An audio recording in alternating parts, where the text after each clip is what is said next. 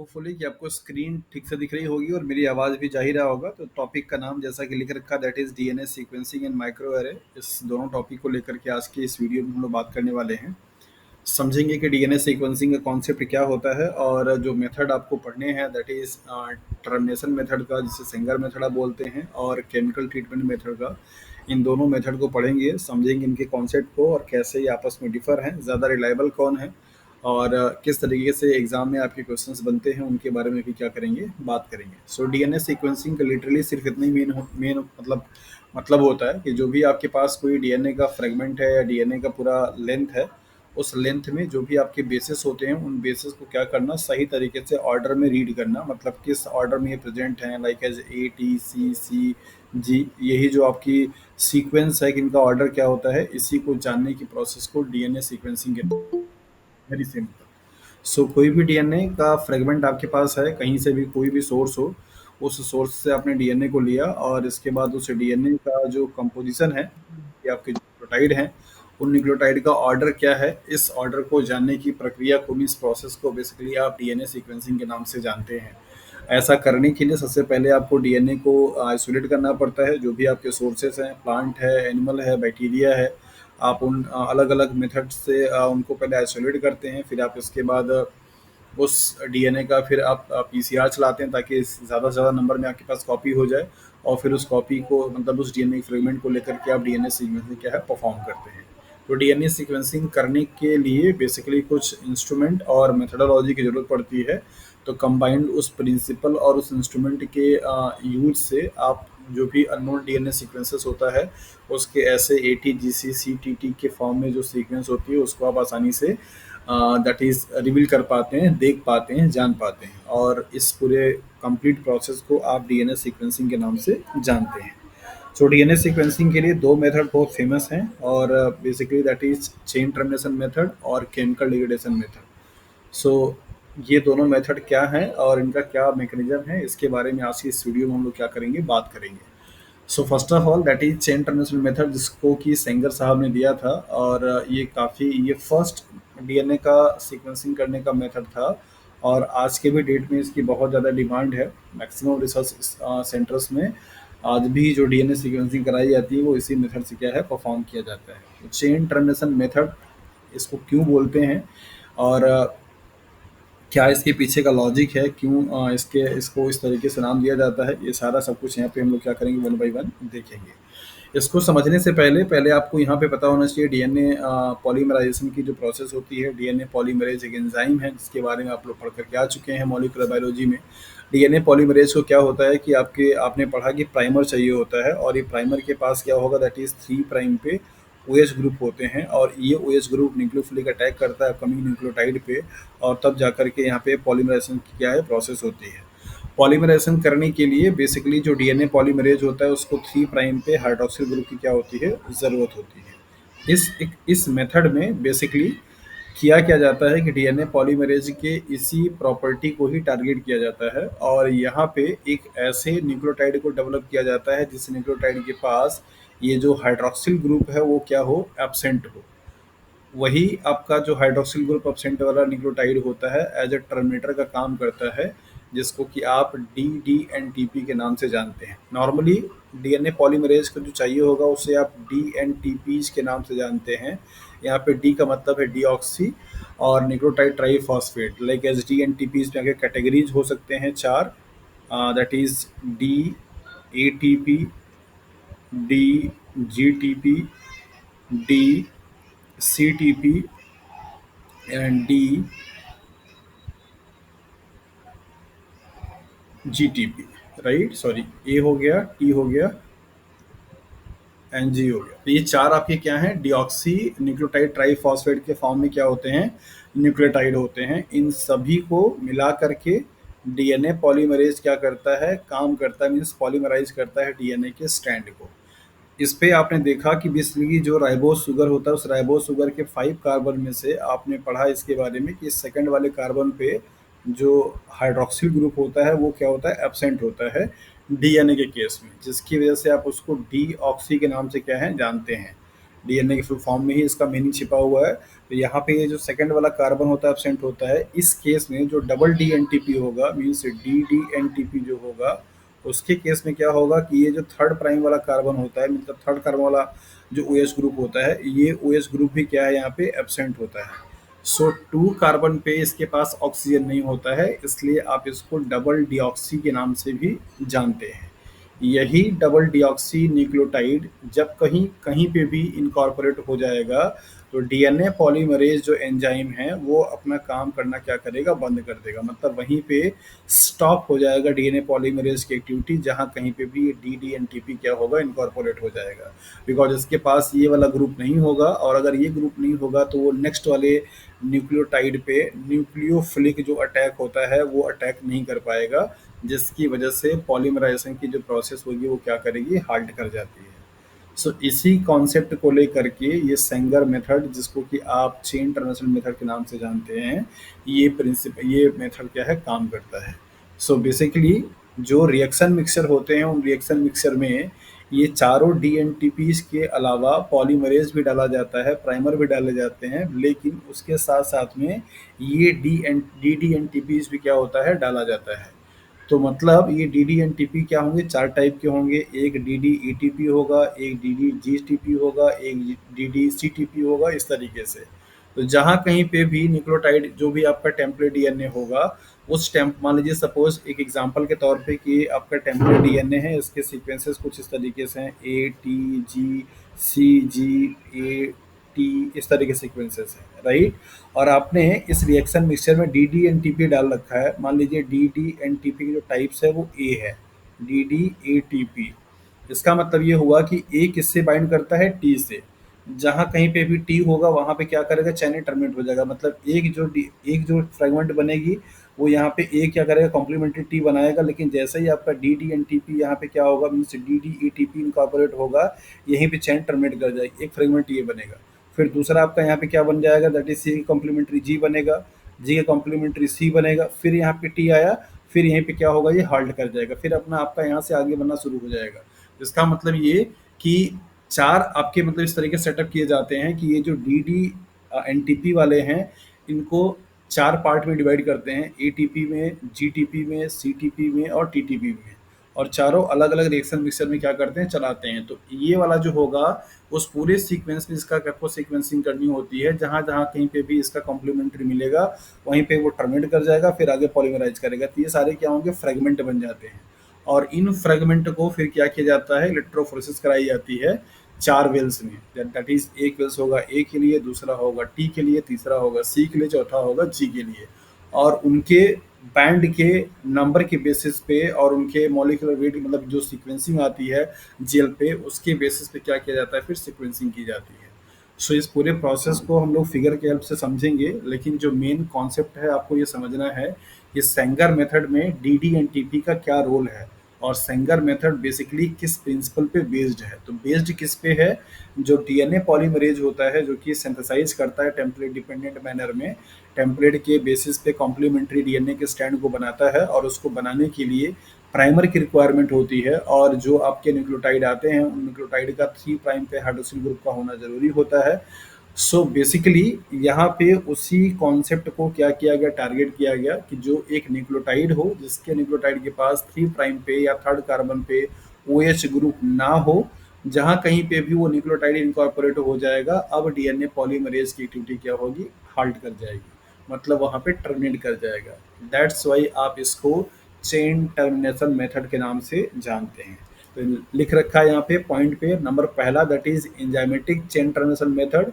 Enzymatic का मतलब यहाँ पे क्या हुआ, एंजाइम बेस्ड है। और एंजाइम कौन सा है, डीएनए पॉलीमरेज, जो कि मेन पॉलीमरेज एंजाइम होता है डीएनए को सिंथेसाइज करने के लिए। Based on DNA polymerase dependent synthesis of DNA synthesis. So basically इनका जो प्रिंसिपल है वो किस चीज़ पे बेस्ड है, कि जो डीएनए पॉलीमरेज है वो टेम्पलेट डिपेंडेंट मैनर में डीएनए को क्या करता है, सिंथेसाइज करता है। और उसको सिंथेसाइज करने के लिए न्यूक्लियोटाइड चाहिए होते हैं। आपने मॉलिक्यूलर बायोलॉजी में खूब अच्छे तरीके से पढ़ा कि DNA polymerase can only add the nucleotide to the upcoming या to the growing chain, it can not initiate the process itself. So आप पढ़ कर के आ चुके हैं कि डीएनए पॉलीमरेज सिर्फ और सिर्फ टेम्पलेट डिपेंडेंट पे प्राइमर के साथ में सिर्फ और सिर्फ न्यूक्लियोटाइड को ऐड करता है, वो खुद से इस प्रोसेस को स्टार्ट नहीं कर पाता है, उसको प्राइमर की रिक्वायरमेंट होती है। प्राइमर प्रोवाइड क्या करता है, 3 प्राइम पे हाइड्रोक्सिल ग्रुप। सो उसी उस डीएनए पॉलीमरेज की इसी क्वालिटी को या फीचर को लेकर के क्या किया गया, यहाँ पे प्रोसेस को डेवलप किया गया। So D D N T Ps act as terminator. यहाँ पे D stand for double, another D stand for the deoxy. So double deoxy N T P means nucleotide triphosphate, जिनमें आपके कैटेगरी हो सकती है ATP, GTP, CTP and TTP. तो ये क्या करेंगे, एज ए टर्मिनेटर का काम करता है। तो सवाल आपसे ये भी पूछा जाता है कई बार एग्जाम में कि चेन टर्मिनेशन मेथड में टर्मिनेटर का काम कौन करेगा, डीएनटीपी काम करेगा, डीडीएनटीपी काम करेगा, या फिर एटीपी काम करेगा। इस तरीके से आपको ऑप्शन दिए जाते हैं। तो डीडीएनटीपी आप याद रखिए, the template DNA is mixed with the primer and the 4 normal dNTPs. मतलब जो आपका डीएनए डिजायरेबल होगा, यहाँ पे टेम्पलेट डीएनए से मतलब क्या है, जिस डीएनए के सीक्वेंस मतलब डीएनए के फ्रेगमेंट का आप सीक्वेंसिंग कराना चाहते हैं, वो डीएनए इसके साथ में प्राइमर और इसके साथ में 4 डीएनटीपी मतलब एटीजीपी, एटीजीसी, ये सब किए क्या किए जाते हैं, एक रिएक्शन मिक्सर में ऐड कर दिए जाते हैं। सेम वैसे ही जैसे कि आप पीसीआर चलाने के लिए क्या करते हैं, काम करते हैं। पीसीआर के टाइम पे भी आप क्या करते हैं, डीएनए पॉलीमरेज डालते हैं, प्राइमर डालते हैं, डीएनटीपीज डालते हैं। इन सबको डालने के बाद फिर आप क्या करते हैं, टेम्परेचर को सेट कर देते हैं। तो वहाँ पे पहले क्या होगा, दैट इज एनलिंग हो जाती है, मतलब पहले डीनेचुरेशन हो जाता है, फिर इसके बाद पॉलीमराइजेशन, एनलिंग हो जाती है, फिर पॉलीमराइजेशन हो जाता है। वैसा ही काम आपको यहाँ पे भी करना होता है कि सारे जो डीएनए को सिंथेसाइज करने के लिए रिक्वायर्ड केमिकल्स होते हैं, उन केमिकल्स को क्या किया जाता है, मिक्स किया जाता है। और इसके बाद फिर क्या किया जाएगा, that is this mixer is then split into 4 different tubes that are labelled as A C G T. 4 different types के क्या किए जाते हैं, ट्यूब बन ले लिए जाते हैं। और इन चारों ट्यूब में क्या किया जाएगा, सभी डीएनटीपीज के साथ में प्राइमर और डीएनए पॉलीमरेज डाल दिया जाता है। लाइक एज यहाँ पे ए होगा, यहाँ पे आपका सी होगा, यहाँ पे आपका जी, यहाँ पे टी। इसके पीछे का कारण ये है कि इस वाले में फिर आपको डीएनटीपी जो डाला जाएगा, किसका डाला जाएगा, ए डाला जाएगा। मतलब जहां कहीं पे भी ए का कॉम्प्लीमेंट्री मीन्स टी मिलेगा, वहां पे क्या करेगा, वो हॉल्ड कर जाएगा। तो इस तरीके से 4 ट्यूब बना लिए जाते हैं। और उस मिक्सर को, मतलब कि जिसमें कि प्राइमर है, डीएनए पॉलीमरेज है, टेम्पलेट डीएनए है, और सारे एनटीपीज हैं, उनको मिला करके मिक्सर बनाया जाता है। फिर उनको 4 ट्यूब में क्या करते हैं, डिवाइड कर लेते हैं। Each tube is then spiked with different dNTP. जितने भी ट्यूब होते हैं, 4 ट्यूब है यहाँ पे, चारों ट्यूब में अलग अलग डीएनटीपी डाले जाते हैं। जैसे मान लीजिए यहाँ पे डीएनटीपी ए डाला गया, यहाँ पे जीएनटीपी सी डाला गया, यहाँ पे डीडीएनटीपी जी डाला गया, यहाँ पे टी डाला गया। तो यहाँ पे ए डाला जाएगा, इसका मतलब जहां जहां कहीं पे भी टी आएगा, वो सब क्या करेगा, उसको टर्मिनेट कर देगा। जहाँ पे C D D N T P है, कॉम्प्लीमेंट्री जी होगा, जी जहाँ कहीं पे भी मिलेगा, इनकॉर्पोरेट होगा, वहीं पे क्या करेगा, टर्मिनेट कर जाएगा। तो इस तरीके से इनका पूरा ये सेटअप होता है। और इस सेटअप को देखने के लिए आप इसको इस तरीके से समझ सकते हैं। पहले आप ये देख लीजिए कि D D N T P का क्या कॉन्सेप्ट है। सेकेंड कार्बन के अलावा थर्ड कार्बन पे भी आपको ओ ग्रुप यहाँ पे दिखाई नहीं दे रहा है। नॉर्मल कंडीशन से अगर आप देखेंगे तो ये जो आपको ये जो आप सर एक मिनट, ये जो न्यूक्लियोटाइड आपको दिखाई दे रहा है, यहाँ पे आपको थर्ड प्राइम पे ओएस ग्रुप दिखाई देता है। इसको आप डीएनटीपी बोलते हैं। नॉर्मल डीएनए के केस में पाया जाने वाला न्यूक्लियोटाइड है, जिसको कि आप डीऑक्सी न्यूक्लियोटाइड के नाम से जानते हैं। इस केस में यूज किए जाने वाला डीडीएनटीपी में क्या फर्क है, सेकंड के साथ साथ पे थर्ड कार्बन पर भी ओ ग्रुप क्या है, नहीं है। इसको आप डबल डीऑक्सी न्यूक्लियोटाइड ट्राइफॉस्फेट के नाम से जानते हैं, जो कि सेंगर के चेन ट्रांसफर मेथड में एज ए टर्मिनेटर का क्या करता है, काम करता है। हाँ बताइए, क्या पूछ रहे हैं। सर वो ट्यूब वाला और एक बार समझा दीजिए ना, वो ट्यूब अभी में जैसे हम। पूरा प्रोसेस ही आपको समझ में आएगा, थोड़ा ये नहीं, अभी आपके पास ये सामने फिगर है, आपको समझ में आ जाएगा अच्छे तरीके से। ठीक है सर। खत्म होने के ठीक। बाद अगर किसी को डाउट रहेगा तो आप पूछ लेना, ठीक है। ठीक है सर। हाँ।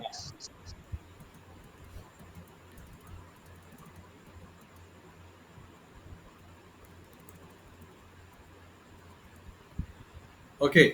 सो जिस सेटअप की मैं बात कर रहा था, यहाँ पे आप देखिए इस तरीके से आपके पास 4 ट्यूब होंगे और इन चारों को अलग अलग कलर कर दिया गया है। ये आपका डीएनए सीक्वेंस है, टारगेटेड या टेम्पलेट डीएनए, जिसका कि सीक्वेंसिंग आपको करना है। ये पहले से आपको दिखाया जा रहा है, लेकिन पहले हमें पता नहीं होता है। तो इस वाले सीक्वेंस का मीन्स 5 प्राइम से सी टी जी ए सी टी टी सी जी ए 3 प्राइम पे ये डीएनए का फ्रेगमेंट है, जिसका कि सीक्वेंसिंग करना होता है। सीक्वेंसिंग कराने के लिए जो सेटअप है हमारे पास क्या है, यहाँ पे 4 आपके पास ट्यूब हैं। इन चारों ट्यूब्स में क्या-क्या चीज़ें हैं? नंबर पहले आपके पास यहाँ पे न्यूक्लियोटाइड हैं, 4 न्यूक्लियोटाइड। इसके बाद आपके पास यहाँ पे क्या है, दैट इज़ प्राइमर है। इसके बाद आपके पास क्या है, डीएनए पॉलीमरेज है। ये सब कुछ यहाँ पे रिएक्शन मिक्सचर में क्या है, ऐड है इस वाले में। इसके साथ-साथ में हर एक वेल्स में देखिए यहाँ पे डी-डी-टी-पी डाला गया है। डी-डी-टी-टी-टी-पी और डी-डी-ए-टी-पी, डी-डी-जी-टी-पी, डी-डी-सी-टी-पी। 4 ट्यूब में अलग-अलग कैटेगरी क्या किए गए, डाल दिए गए। इसका क्या मतलब है, इसको आप समझिए। इसका मतलब ये है कि जिस डीएनए जो डीएनए का सीक्वेंस है, लाइक एज यहाँ पे टी-टी-टी-पी है, तो टी कहाँ पे पड़ेगा, ए की कॉम्प्लीमेंट्री पे।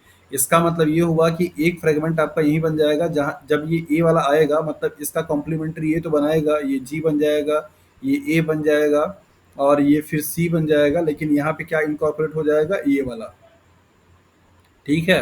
अगर ये वाला इनकॉर्पोरेट होगा इसका मतलब चेन क्या होगा आपका, यहीं पे टर्मिनेट कर जाएगा, तो मतलब एक फ्रेगमेंट आपका ये बन जाएगा। दूसरा आपका फ्रेगमेंट यहाँ से स्टार्ट होगा तो फिर इसके बाद चलते चलते कहाँ पे बनेगा, यहाँ पे बन जाएगा। इस तरीके से अगर आप इसमें देखेंगे तो जहाँ कहीं पे टी होगा, लाइक एज एक यहाँ पे आएगा तो एक बनाने के बाद फ्रेगमेंट बन जाएगा। फिर आपका ये इतना बनेगा, फिर आपके क्या होंगे, जहाँ पे टी है यहाँ फ्रेगमेंट बन जाएगा। ये दोनों आपके फ्रेगमेंट मतलब ये सिंथेसाइज नहीं होंगे। फिर कॉम्प्लीमेंट्री यहाँ तक बनेगा। तो इस तरीके से अलग-अलग जो डीएनटीपीज़ डीडीएनटीपीज़ होंगे, उनका कॉम्प्लीमेंट्री बेस जहाँ-जहाँ कहीं पे भी मिलेगा, वो सब क्या होंगे, फ्रेगमेंटेड फॉर्म में आ जाएँगे। तो आपको यहाँ पे ये दिखाई दे रहा है लाइक एज़ अभी जितने भी फ्रेगमेंट होंगे, इन सारे फ्रेगमेंट का क्या किया जाएगा, इलेक्ट्रोफोरेसिस कराई जाएगी। जैसे देखिए ये जो जेल है, यहाँ पे 4 वेल्स हैं, टी है, ए है, जी है और सी है। अब ये जो जेल पे रनिंग आया, ये रनिंग का जो सबसे ये बॉटम वाला पॉइंट होता है, इसको आप बोलते हैं 5 प्राइम और इसको बोलते हैं 3 प्राइम। अब आप देखिए जैसे लाइक एस फर्स्ट 5 प्राइम पे पहली जो सबसे नीचे बैंड है वो कौन सी है, टी है। इसका मतलब हम यहाँ पे 5 प्राइम पे क्या लिख सकते हैं, टी लिख सकते हैं। इसके बाद क्या आएगा, दैट इज यहाँ पे सी आएगा। इसके बाद तीसरे नंबर पे क्या है आपका, जी आएगा। फिर इसके बाद क्या है आपका, दैट इज ए आएगा। फिर इसके बाद क्या आएगा, ए आएगा। फिर इसके बाद यहाँ पे ये वाला नंबर आएगा तो इसको लिखेंगे, दैट इज जी लिख सकते हैं। फिर इसके बाद ये आ रहा है, इसका मतलब आपका टी हो जाएगा। फिर इसके मतलब ये आ रहा है, इसका मतलब कि ये सी हो जाएगा। फिर इसके बाद ये मीन्स ए हो जाएगा। फिर इसका मतलब कि जी दैट मीन्स ये हो जाएगा। ये आपके क्या हो जाएंगे, 3 प्राइम। तो ये जो बनेगा ये क्या होगा, कॉम्प्लीमेंट्री होगा। राइट, क्या होगा, कॉम्प्लीमेंट्री होगा। कॉम्प्लीमेंट्री इन द सेंस कि उसका जस्ट उल्टा, मतलब जो सीक्वेंसेस आपके बने हुए होंगे लाइक एस, इसको छोड़िए, ये देखिए। तो जो भी आपके सीक्वेंसेस हैं लाइक एज यहाँ पे आप देखिए, ये जो सीक्वेंस आपको दिखाई दे रहा है ये 5 प्राइम टू 3 प्राइम है और ये इसका कॉम्प्लीमेंट्री यहाँ पे बना है, तो आपका ये 5 प्राइम टू 3 प्राइम है।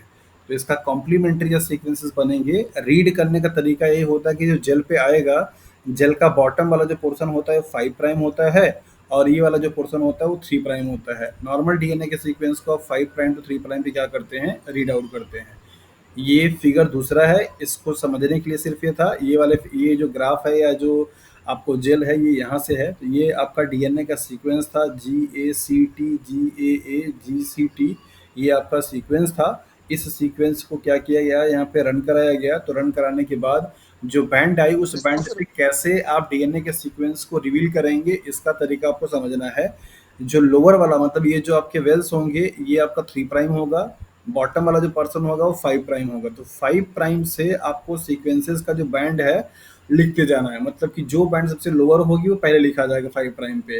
ये कौन से वाले वेल्स में है, टी वाले पे, तो आपने यहाँ पे क्या किया, टी लिख दिया। सेकंड नंबर पे क्या है, सी वाला है तो सी लिख दिया। इस तरीके से आप इनको लिखते चले जाएंगे और जो चेन आपके पास बन जाएगी वो 5 प्राइम टू 3 प्राइम में बन जाएगी, जो कि इसका क्या होगा, कॉम्प्लीमेंट्री होगा।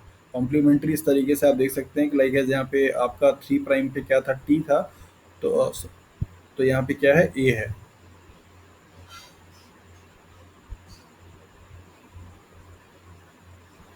हाँ, यहाँ पे ए है। यहाँ पे फिर एक मिनट। हाँ ठीक है, टी है, फिर सी है, फिर जी है, फिर हाँ ये ठीक है। ये 3 प्राइम से रीडिंग हो रही है इधर की तरफ और इसका ये 5 प्राइम कॉम्प्लीमेंट्री है। तो बेसिकली आपको डीएनए इस वाले सेंगर वाले मेथड में मतलब जो प्रोसीजर होता है वो होता क्या है, और आपको तो फिलहाल डीएनए सीक्वेंसिंग करनी नहीं है, लेकिन समझना आपको ये है कि जो भी आपका टेम्पलेट डीएनए होता है, उस टेम्पलेट डीएनए को 4 डीएनटीपी के साथ में क्या करते हैं, रिएक्शन मिक्सचर बना देते हैं प्राइमर के साथ में, और उस रिएक्शन मिक्सचर को फिर 4 ट्यूब में क्या करते हैं, डिवाइड कर देते हैं। और उन चारों ट्यूब में, हर एक ट्यूब में अलग अलग डीडीएनटीपी क्या करते हैं, डाल देते हैं। जहाँ जहाँ कहीं पे भी उस डीडीएनटीपी का कॉम्प्लीमेंट्री बेस मिलेगा, वो वहीं पे टर्मिनेट हो जाएगा। फिर इस तरीके से फ्रेगमेंट बनेंगे। सारे फ्रेगमेंट को या चारों ट्यूब के सैंपल को क्या किया जाता है, मिक्स करके फिर इलेक्ट्रोफोरेसिस रन कराते हैं। रन कराने के बाद जहाँ जहाँ कहीं पे भी बैंड आता है जिस वेल्स में, ये आपका टी वाला है, ये वाला ए वाला है, ये वाला जी वाला है, ये वाला सी वाला है, इस तरीके से। और जो सबसे बॉटम वाला होगा वो 5 प्राइम के फर्स्ट बेस को रिप्रेजेंट करता है, जो कि आपके टेम्पलेट डीएनए का क्या होगा, जस्ट कॉम्प्लीमेंट्री होगा। टेम्पलेट डीएनए अगर आपका 5 प्राइम टू 3 प्राइम है, तो यहाँ पे रीडिंग आपकी 3 प्राइम टू 5 प्राइम पे होगी। वहाँ पे अगर 5 प्राइम 3 प्राइम टू 5 प्राइम है, तो यहाँ पे रीडिंग 5 प्राइम टू 3 प्राइम होगा। तो आप यहाँ पे देख सकते हैं कि ये 3 प्राइम पे ये वाला सीक्वेंस था, तो यहाँ पे ये 5 प्राइम पे ये वाला सीक्वेंस आया हुआ है। इसी मेथड को बेसिकली आप चेन टर्मिनेशन मेथड या सेंगर मेथड के नाम से जानते हैं। अब अगर आप में से किसी को भी कहीं कुछ डाउट है जो कि समझ नहीं आया है, तो आप पूछ सकते हैं अपने सवाल को। सर ये बॉटम 5 प्राइम है और ऊपर 3 प्राइम है, तो सर इसे वर्टिकल फॉर्म में लिखेंगे सीक्वेंस को, या जैसे आपने लिखा है वैसे लिखेंगे? जैसे आपने ऐसे लिख दिया, जैसे ठीक है, तो मतलब इसका मतलब ये हो जाता है जी। कि जैसे सपोज कीजिए, अब आपको जैसे यहाँ पे तो आपको ये दिखाई दे रहा है ना? आपको तो वहाँ पे जो डीएनए मिलेगा वो डीएनए मिलेगा, आपको न्यूक्लियोटाइड दिखेगा नहीं। आप कैसे पता लगेंगे कि ओरिजिनल आपके डीएनए का सीक्वेंस क्या था? तो आप इसका क्या कीजिए, कॉम्प्लीमेंट्री बना लीजिए। ठीक है, ये वाला सीक्वेंस का क्या करिए, आप कॉम्प्लीमेंट्री बना लीजिए। तो कॉम्प्लीमेंट्री जब आप बनाएंगे तो क्या बनेगा, यहाँ पे टी के साथ में ए बन जाएगा, और यहाँ पे आपका सी था तो क्या बन जाएगा, जी बन जाएगा। सॉरी, जी था, जो भी है। फिर अगर जी है तो यहाँ पे सी बन जाएगा, फिर टी ए है तो टी बन जाएगा, फिर यहाँ पे टी बन जाएगा, फिर ये सी, फिर ए, फिर जी, फिर टी, फिर सी। ये आपके सीक्वेंस बन जाएंगे। तो सॉरी, जी है तो एक,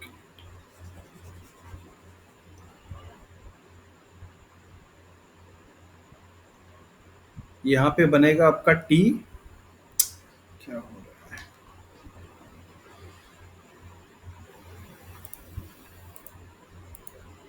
तो मुझे सर वैसे टेम्पलेट डीएनए कौन सा है?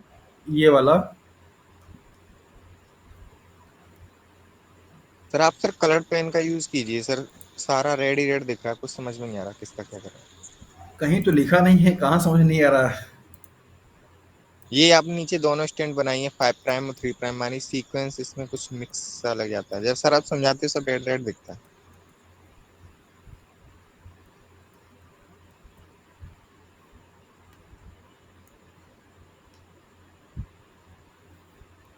अब बताइए कहाँ दिक्कत हो रही है,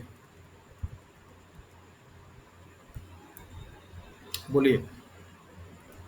सर जेल रन करने के बाद जो हमने स्ट्रैंड बनाई थी वो कॉम्प्लीमेंट्री होगी ना, और उसका जो हमने वो कॉम्प्लीमेंट्री स्ट्रैंड बनाया तो वो टेम्पलेट होगी। देखिए, ये वाला आपका टेम्पलेट डीएनए है। ये जो आप जेल बनाएंगे, इसका ओरिएंटेशन अलग, मतलब रीडिंग सेंस जो होगी अलग होगी। मतलब अगर ये वाले को आप 5 प्राइम टू 3 प्राइम पढ़ेंगे, तो यहाँ पे 3 प्राइम टू 5 प्राइम होगा। रीड करने का तरीका क्या होता है, ये जो आपका जेल का ये वाला पोर्शन होगा जहाँ पे कॉम्ब है, इसको आप हमेशा क्या करते हैं, 3 प्राइम रीड करते हैं, ये वाले का 5 प्राइम रीड करते हैं।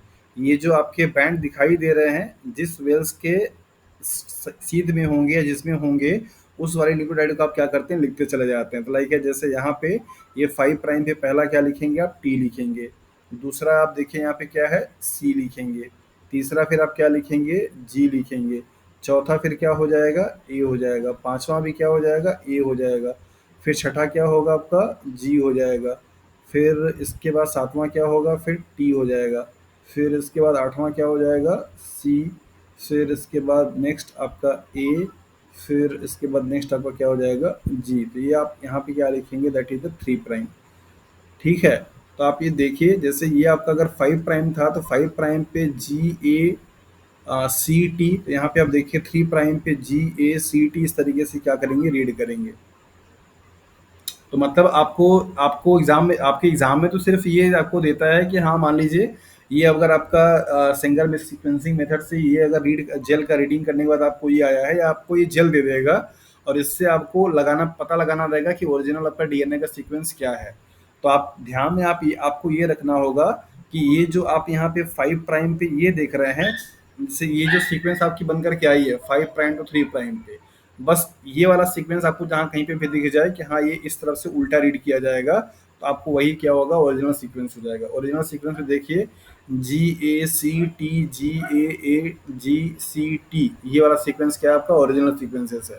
बस ये जो आप यहाँ पे 3 प्राइम से रीड कर रहे हैं, ये ओरिएंटेशन का क्या होगा, 5 प्राइम हो जाएगा। तो ऑप्शन में आपको यही कंफ्यूज करने के लिए देता है। इस सेंगर सर मेथड से मुझे जो एक बात समझ में नहीं आ रही। देखिए सर, ये जो है ये तो कॉम्प्लीमेंट्री स्ट्रैंड बनी ना हमारी, टेम्पलेट तो इसका अपोजिट होगा। क्या हो गया, ये कॉम्प्लीमेंट्री स्ट्रैंड है ना, क्योंकि ये तो हमने कॉम्प्लीमेंट्री है, और ऊपर जो सीक्वेंस है वो तो नहीं आया ना हमारा। जो टेम्पलेट स्ट्रैंड के लिए इसका हमें वो बनाना चाहिए ना, 3' to 5'। तो ये बना तो यहाँ पे यही वाला सीक्वेंस। वो सर मुझे लग ये रहा है कि जेल में कॉम्प्लीमेंट्री है सर, कॉम्प्लीमेंट्री। अरे ये वाला सीक्वेंस आप देखिए, जो यहाँ पे रीडिंग है यही सेम रीडिंग यहाँ पे भी है। हाँ लेकिन ये कॉम्प्लीमेंट्री स्ट्रैंड की है, टेम्पलेट की थोड़ा है। देखिए ये वाली जो आपकी आ रही है यहाँ पे, ये है आपका मतलब जो सिंथेसाइज किया हुआ है। इस वाले से आपको मतलब निकालना पड़ता है टेम्परेट डीएनए का। तो ये जो आएगा इसका जस्ट कॉम्प्लीमेंट्री जो होगा वो आपका टेम्परेट डीएनए होगा। ये चूंकि यहाँ पर आपको यस सर, हाँ तो इसका हम बनाना पड़ेगा लिसन ना। लिसन आपको यहाँ पे समझाने के लिए दिखाया जाता है कि हाँ ये ऐसा है। चूंकि कैसे पता चलेगा कि आपको यही आया है, ये वाला जो जेल आपको दिखाई दे रहा है, ये जेल जो डीएनए पॉलीमरेज ने बनाया है, सिंथेसाइज किया है, वो फ्रेगमेंट है।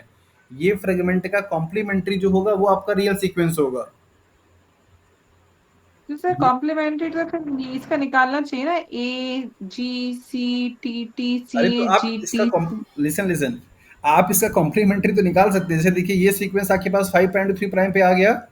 अब आप इसका देखिए कॉम्प्लीमेंट्री निकालिए। यहाँ पे क्या आएगा आपके पास, ए आएगा, यहाँ पे जी आएगा, यहाँ पे सी, यहाँ पे टी, यहाँ पे टी, यहाँ पे सी, यहाँ पे ए, यहाँ पे जी, फिर यहाँ पे टी, फिर यहाँ पे सी।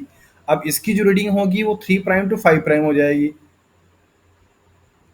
ये यस सर। आपको ये आपको समझने के लिए है कि ये जो जेल पे आपके बैंड्स दिखाई दे रहे हैं, इनका एक्चुअल में सीक्वेंस क्या है। ये जो आपको दिखाई दे रहा है, ये जो जेल पे आए हुए डीएनए के सीक्वेंसेस होंगे, इसका कॉम्प्लीमेंट्री आपके टेम्पलेट डीएनए का होगा, जो कि यहाँ पे लिख रखा है ये टेम्पलेट डीएनए। और टेम्पलेट डीएनए का मतलब वही डीएनए जो कि आपका टारगेट है या डिजायरेबल डीएनए है।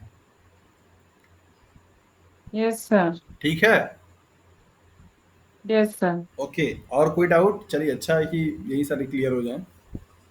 मतलब आप देखिए, आपको दो चीज ध्यान में रखना है। पहला चीज तो ये कि जो जेल आपको ऐसे जेल का जो बैंड दिया रहेगा और ये आपके लिखे रहेंगे, बस इतना ही इंफॉर्मेशन आपके पास रहेगा। इसी के बेसिस पे आपको बताना होगा कि टेम्पलेट डीएनए का या ओरिजिनल डीएनए का सीक्वेंस क्या होगा। तो आपको यहाँ पे दो चीज का ध्यान देना होता है। एक तो ये प्राइम मतलब 5 prime to 3 prime, 3 prime to 5 prime. दूसरा कैसे आप रीड करेंगे। तो आपको हमेशा ध्यान में ये रखना है कि जेल का जो बॉटम वाला पोर्शन होता है, ये वाला पोर्शन, ये 5 प्राइम को सेंस करता है। आप इसको इस तरीके से क्या करते हैं, रीड करते हैं। ये जो डीएनए का सीक्वेंस आएगा, ये आपका न्यूली सिंथेसाइज डीएनए है, ऐसे समझिए, डीएनए रेप्लिकेशन के प्रोसेस में। तो ओरिजिनल वाला क्या होगा, इसका कॉम्प्लीमेंट्री होगा। तो अगर ये इसे आपने इसको ऐसे लिखा है 5 प्राइम टू 3 प्राइम, अभी जैसे अमित बोल रहे थे कि सर इसको वर्टिकली ऐसे लिखेंगे या ऐसे लिखेंगे।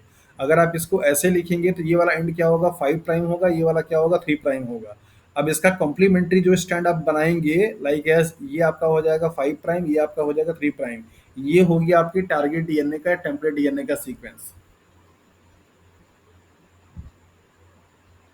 क्लियर हुआ। सर जैसे किसी किसी एक बेल में से 3 बैंड हैं जैसे ए वाले में, तो लास्ट वाला सीक्वेंस तो वो वाला होगा ए, और इसके ऊपर 2 वाले कौन मतलब होंगे सर, देखिए, कैसे पता इसमें करेंगे? इसमें जो आपके तरफ से लगने वाला इंटेलेक्चुअल है वो क्या है। सबसे लोएस्ट मॉलिक्यूलर वेट से आपको सर्च करना मतलब शुरुआत करनी होती है। अगर एक ही वेल में आपके लगातार ऐसे बैंड दिखाई दे रहे हैं, उसके पैरेलल में कोई बैंड नहीं है, तो आप उसी को रीड करेंगे। जैसे यहाँ पे देखिए, ये दो कंजिकेटिव ए आया, इसके बीच में पैरेलल कोई यहाँ पे बैंड नहीं है, ना तो इस साइड है, ना तो इस साइड है, ना तो यहाँ पे है। तो ओवरलैपिंग नहीं होनी चाहिए, साफ-साफ दिखना चाहिए कि हाँ, कहाँ पे है और कितना है। आपने इससे ये भी बता दिया कि कितने न्यूक्लियोटाइड का डीएनए था और इसका सीक्वेंस क्या था। सर ये सीक्वेंस वाला समझ में नहीं आया, आपने बोला ना वो कॉम्प्लीमेंट्री डीएनए का सीक्वेंस, वो टारगेट डीएनए को, वो समझ में नहीं आया। नीचे जो 5 प्राइम टू 3 प्राइम वाला सीक्वेंस लिखे है ना, उसका जो कॉम्प्लीमेंट्री नीचे डाला है AGCTT, वही टारगेट डीएनए है। जी हाँ, यही आपका सैंपल का डीएनए था जिसका आपको डीएनए सीक्वेंसिंग करना था। ये मेन हम लोग जो रिएक्शन मिक्सचर में जो टेम्पलेट डीएनए डालेंगे, जी हाँ, उस डीएनए का सीक्वेंस आपका ये है। ये है वही, मतलब जो हम लोग जब बैंड में देखेंगे वो जो रिएक्शन मिक्सचर में डालेंगे उसका कॉम्प्लीमेंट्री सीक्वेंस वहां पे आएगा, मतलब बैंड में जो हम लोग 5 प्राइम टू 3 प्राइम। जी एग्जैक्टली, क्योंकि डीएनए पॉलीमरेज इस टेम्पलेट के न्यूक्लियोटाइड को एज ए टेम्पलेट यूज करके कॉम्प्लीमेंट्री बनाया और आपने इस जेल हम्म में वही कॉम्प्लीमेंट्री डीएनए को देखा।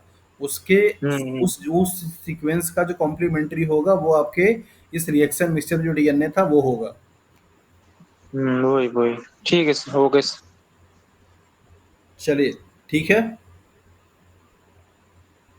तो ओके यस सर। यहाँ सर। से इस टॉपिक से क्या क्या सवाल आपके एग्जाम में बनने की पॉसिबिलिटी जो बनती है या अब तक जो एग्जाम हुए हैं पूछे जाते हैं। नंबर पहला, ये डीडीएनटीपी का रोल, कि डीडीएनटीपी का क्या काम होता है और इस मेथड में चेन टर्मिनेटर का काम कौन करता है, इस तरीके से भी सवाल आपके पूछे जाते हैं। डीडीएनटीपी में डीडी क्या स्टैंड करता है ये भी पूछा जाता है और कैसे ये नॉर्मल डीएनटीपी से डिफर है ये भी आपके एग्जाम में सवाल पूछे आ चुके हैं।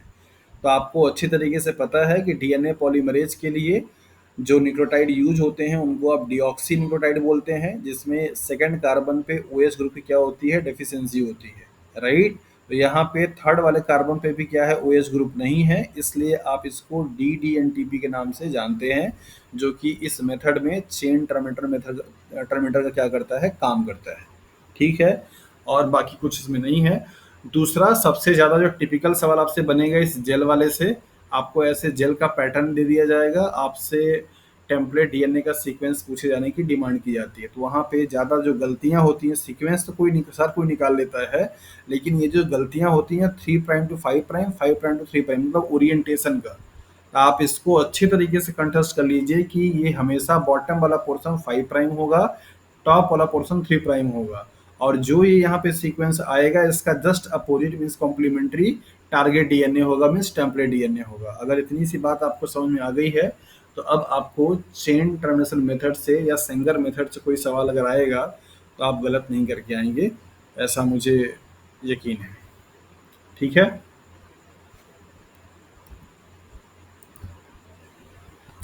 सो ममता, अमित, कौशिक एंड सुजाता, अगर आप चारों में से किसी को कहीं कुछ डाउट है तो अभी पूछ लीजिए, अदरवाइज नेक्स्ट वाले टॉपिक पे हम लोग क्या करेंगे, मूव करेंगे। चलिए, होपफुली कि नहीं होगा, अगर होगा तो फिर उसके बाद में हम लोग देखेंगे। Chemical modification method Maxam Gilbert है। अच्छा, एक क्वेश्चन तो आपके इस नेम से ही बन जाता है, इनका ये नेम दे दिया जाता है और इसको मैच कराने के लिए आता है। जैसा कि आपने देखा कि सेंगर मेथड को आप टर्मिनेशन मेथड बोलते हैं या एंजाइमेटिक मेथड भी बोला जाता है और इसको केमिकल मेथड बोला जाता है। आप याद रखिएगा कि मैक्सिमम गिलबर्ट को आप केमिकल मॉडिफिकेशन या केमिकल मेथड बोलते हैं और सेंगर मेथड को एंजाइमेटिक या चेन टर्मिनेशन मेथड के नाम से जानते हैं। तो ये क्वेश्चन तो आपको यहीं से बनता है। सो केमिकल मॉडिफिकेशन नाम से ही समझ में आ रहा है कि पहले क्या किया जाता है, ये जो आपके डीएनए स्टैंड होती है, इस डीएनए स्टैंड को अलग अलग केमिकल से ट्रीट करते हैं।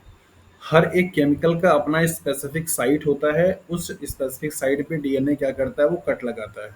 तो इस तरीके से अलग अलग केमिकल से ट्रीट किए गए डीएनए के फ्रेगमेंट को इलेक्ट्रोफोरेसिस कराई जाती है और इलेक्ट्रोफोरेसिस कराने के बाद फिर आप उसके सीक्वेंसेस क्या करते हैं, नोन करते हैं। तो जो काम वहाँ पे डीएनए पॉलीमरेज के टर्मिनेटर से हो रहा था, वो काम यहाँ पे बेसिकली क्या हो रहा है, केमिकल के डाइजेशन से हो रहा है। तो इस मेथड में डीएनए पॉलीमरेज और डीएनटीबीज की जरूरत नहीं होती है, जस्ट लाइक सेंगर मेथड में था। यहाँ पे सिंपली पहले जो टारगेट डीएनए होता है या डिजायरेबल डीएनए है जिसकी सीक्वेंसिंग करनी होती है, उस डीएनए को अलग अलग केमिकल से क्या करते हैं, मॉडिफाई करते हैं, ट्रीट कराते हैं। हर एक केमिकल का अपना अलग अलग साइट होती है काम करने के लिए, और उन डिफरेंट डिफरेंट केमिकल से डाइजेस्ट किए हुए या ट्रीट किए हुए डीएनए के फ्रेगमेंट को इलेक्ट्रोफोरेसिस क्या है कराई जाती है। तो आइए यहाँ पे समझते हैं, इसको देख लेते हैं कि क्या इसके स्टेप्स हैं और क्या इसका फिगर आपको बताता है, जिसके बेसिस पे आप समझ पाएंगे। यहाँ पे सिंपली आपको दिखाई दे रहा है कि ये एक डीएनए का स्टैंड है और इस डीएनए के स्टैंड को क्या किया गया है, एक तरफ आपको यहाँ पे लेवलिंग कर दिया गई, पॉलीन्यूक्लियोटाइड काइनेज N32P DATP को लेवलिंग की गई है। मतलब कि इनके जो प्राइमर है, मतलब फर्स्ट प्राइम मतलब 5 प्राइम पे या 3 प्राइम पे, यहाँ पे एक स्टैंड का 5 प्राइम, दूसरे स्टैंड का 5 प्राइम पे पी जो है आपका कैसा है, रेडियो लेवल्ड है।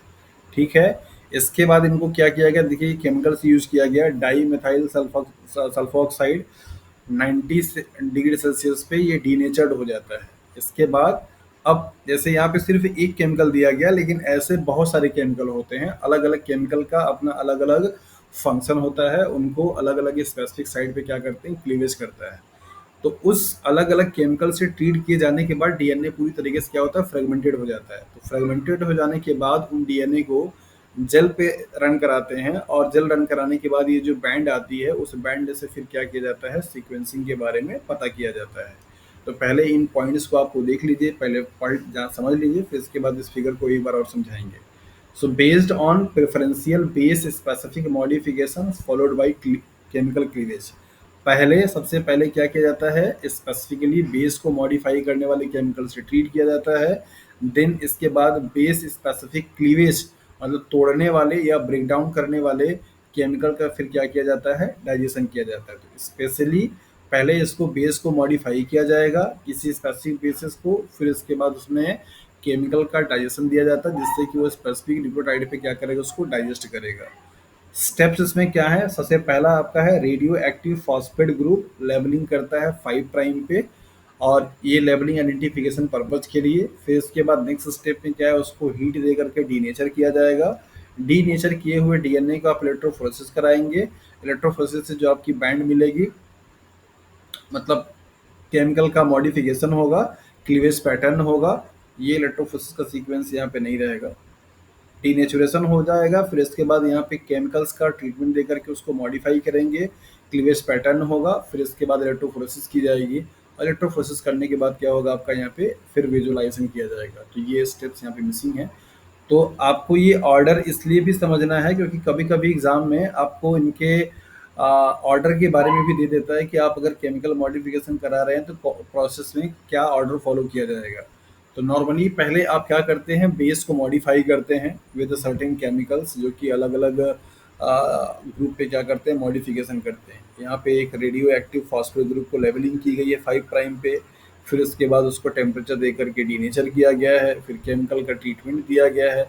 फिर इसके बाद जो स्पेसिफिक क्लीवेज करने वाले केमिकल्स होते हैं, वो क्या मतलब क्लीवेज करने के बाद उनको फिर जो फ्रेगमेंट होते हैं, इलेक्ट्रोफोरेसिस कराई जाती है। इलेक्ट्रोफोरेसिस कराने के बाद जो बैंड आएगा, फिर उसको क्या किया जाएगा, विजुअलाइज किया जाएगा। ये फिगर आपको थोड़ा सा इस बात को समझने में हेल्प करेगा कि कैसे यहाँ पे हो रहा है। ज़्यादा आपको प्रेशर देने की ज़रूरत नहीं है, इस वाले टॉपिक से बहुत वैसा सवाल आपको आता नहीं है, लेकिन फिर भी आप इसको समझिए कि क्या है यहाँ पे। ये आपका डीएनए का सैंपल है, जहाँ पे 5 प्राइम आपको हाईलाइट किया गया है। 5 प्राइम पे क्या किया कर दिया गया, दैट इज द एक रेडियो एक्टिव लेबल्ड एंजाइम है, मतलब रेडियो एक्टिव एलिमेंट को ऐड किया गया है, पॉलीन्यूक्लियोटाइड काइनेज एंड 32PDATP। मतलब ये जो फॉस्फेट है, नॉर्मल ना हो करके क्या हो गया, रेडियो एक्टिव हो गया। इसकी लेवलिंग की गई है दोनों ग्रुप पे, फॉस्फेट 5वें नंबर के कार्बन पे। इस वाले केमिकल से फिर क्या किया गया है, ट्रीटमेंट दिया गया, और इसके बाद यहाँ पे इसको डीनेचर किया गया। देन इसके बाद यहाँ पे बेसिकली सेपरेट होने के बाद फिर base specific base specific chemical से ट्रीटमेंट दिए गए। क्लीवेज हो जाने के बाद फिर इलेक्ट्रोफोरेसिस कराई गई, और इसके बाद तब उसके बैंड को यहाँ पे देखा जा रहा है। इसका बैंड थोड़ा सा उससे डिफर है इस तरीके से कि यहाँ पे जैसे देखिए, एक वेल्स में A+G दोनों के कॉम्बिनेशन है, और एक जेल में आपका T+C का दोनों कॉम्बिनेशन है। यहाँ पर आपको नंबरिंग किया हुआ है कि हाँ कितने नंबर ऑफ न्यूक्लियोटाइड के ये आपका डीएनए के फ्रेगमेंटेड है। लाइक एज देखिए, फर्स्ट नंबर पे आपको जो दिखाई दे रहा है वो ये वाला, 5th नंबर पे मतलब 5 प्राइम पे था 32 फॉस्फेट। इसके बाद आपको यहाँ पे दिखाई दे रहा है क्या, that is second number carbon पे, मतलब सेकेंड वाले पोजिशन पे, दैट इज C। फिर इसके बाद यहाँ पे जी, फिर इसके बाद यहाँ पे टी। अब ये जो टी प्लस सी है, जहाँ कहीं पर भी इस वाले वेल्स में आएगा वहाँ पे दोनों ये लिखे जाएंगे, मतलब टी भी लिखा जाएगा, जी भी लिखा, सी भी लिखा जाएगा, या फिर ए और जी जहाँ पे हैं इस तरीके से इसको रीड किया जाता है। तो मतलब पॉसिबिलिटी ये बनती है कि हाँ इनमें से मतलब ए या जी हो सकता है या टी या सी हो सकता है। बाकी यहाँ पे ये क्या है आपके इंडिविजुअल वाले हैं। तो यही सेम ऑर्डर जैसा कि आपने वहाँ पे फॉलो किया था उस तरीके की चीज़ें यहाँ पे आपको देखने को मिलती है। यहाँ पे थोड़ा सा आपको समझने की ज़रूरत है। जैसे लाइक देखिए, यहाँ पे सबसे जो बॉटम पे दिखाई दे रहा है वो ये दोनों दिखाई दे रहे हैं आपके। इसके बाद आपको फिर ये दोनों पैरेलल दिखाई दे रहे हैं। यहाँ पे आपका क्या है, ये सी है। फिर इसके बाद ये दोनों, उसके बाद फिर आपको ये दिखाई दे रहा है जिसका कि सीक्वेंस यहाँ पे क्या है, जी है। फिर इसके बाद इसमें आपको दिखाई दे रहा है ये वाला जिसका कि दैट इज टी है। ये जो सीक्वेंसेस आपको यहाँ पे दिखाई दे रहे हैं, दैट मीन्स जो आप देख पा रहे हैं, ये इसके बैंड के पैटर्न से मैच नहीं कर रहे हैं। आप में से कोई भी जो भी मतलब जितने लोग भी जुड़े हुए हैं, ये मुझे बताने की कोशिश कर मतलब समझाने की कोशिश करेंगे कि ऐसा क्यों है कि जो ये बैंड यहाँ पे हमको दिख रही है उसके जैसा ये मैचअप नहीं हो रहा है। क्या इसके पीछे का लॉजिक हो सकता है? अभी जस्ट पीछे आप इस बैंड के बारे में पढ़ करके आए हैं।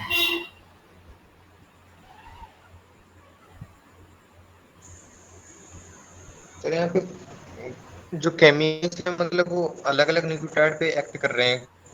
एक केमिकल मतलब प्यूरिन पे कर रहा है और एक पाइरिमिडीन पे, और फिर वो केमिकल प्यूरिन पाइरिमिडीन अलग अलग दोनों पे भी कर रहा है। जैसे एजी एक साथ कट कर रहा है और टीसी एक साथ, फिर एक जी को भी कट कर रहा है और एक सी को भी कट कर रहा है। इसकी वजह से कुछ मैच नहीं हो पा रहा। चलिए, और कोई?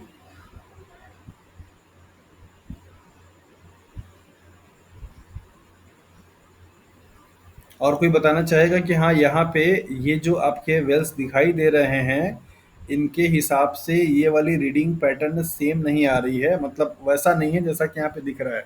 इसके पीछे का लॉजिक क्या हो सकता है? थोड़ा आप इसके पहले ही पढ़ करके भी आए हैं।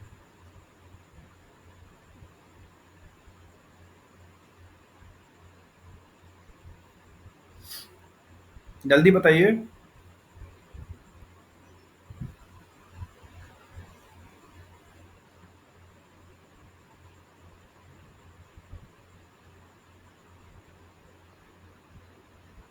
सुजाता, ममता एंड कौशिक।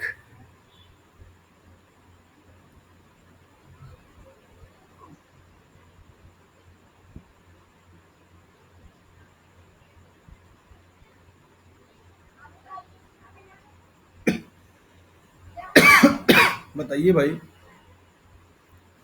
सर बैंड एक ही जगह पे, मतलब एक ही लाइन में दो बैंड आ रहे हैं, अब कैसे पता चलेगा कि किसका कौन सा आएगा?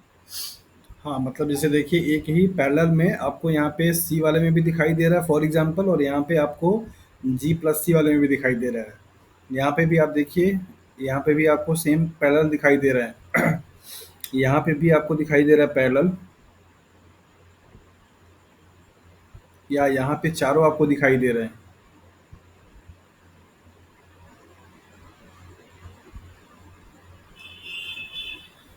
हाँ जी, कुछ ध्यान से देखेंगे तो आपको बहुत अच्छे से देखिए, डीएनए के सीक्वेंसिंग में हमेशा दो तीन चीज़ें हमेशा चलती रहती हैं। एक तो कम्प्लीमेंट्री होता है, एक तो ओरिएंटेशन बेस्ड होता है। तो उन्हीं दोनों चीज़ों में से देखिए कि आपको क्या चीज़ क्लू मिल रहा है कि हाँ क्या है यहाँ पे लॉजिकली जो दिखाई दे रहा है हमको।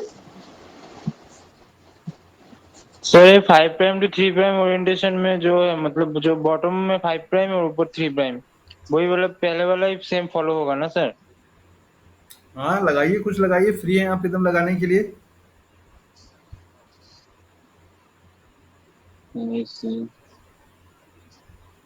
ममता बताइए कुछ।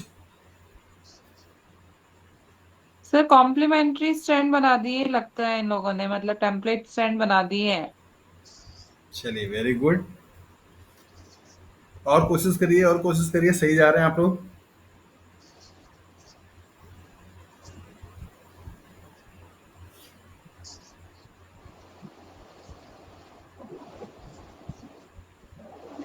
जल्दी तो बताइए, यही टाइम। होगा, आप टेम्पलेट टेम्पलेट स्टैंड बना दिए, हम कॉम्प्लीमेंट्री सोचते हैं, ये टेम्पलेट बन गया है, जो भी है।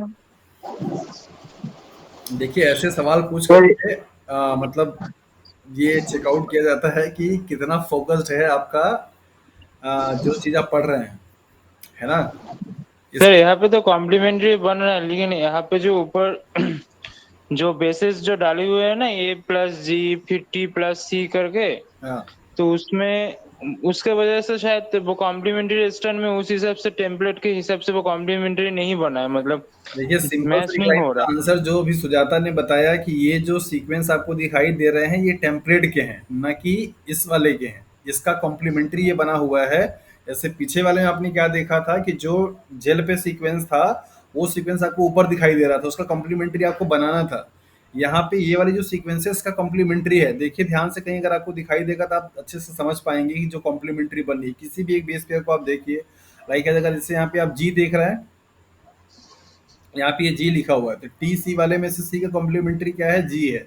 दूसरे किसी को आप देखिए, लाइक एज यहाँ पे ए है, टी का कॉम्प्लीमेंट्री क्या होगा? ए होगा। तो जो ये रीडिंग आपकी आ रही है, इस रीडिंग का जस्ट कॉम्प्लीमेंट्री, मतलब एक सिंपल लाइन में अगर बोलूँ तो ये जो सीक्वेंसेस है टेम्पलेट डीएनए का, मतलब जिस सीक्वेंसेस का आपको सीक्वेंसिंग करनी है, तो ये थोड़ा सा कॉम्प्लेक्स फॉर्म में आपको दे रखा है। इसी बात को मैं कब से ये पूछ रहा था और जानना चाह रहा था कि हाँ किसको समझ में आ रहा है। मैंने हिंट भी दिया कि कॉम्प्लीमेंट्री होता है या फिर आपके ओरिएंटेशन की बात होती है। चलिए, अच्छा लगा कि सुजाता वहाँ तक फोकस कर पाई और समझ पाई। बाकी लोगों को भी से भी मैं उम्मीद यही रख रहा था कि इसमें ऐसा कुछ बहुत मतलब कॉम्प्लेक्स सा है नहीं। डीएनए के सीक्वेंसिंग में यही दो एक दो कॉन्सेप्ट होते हैं।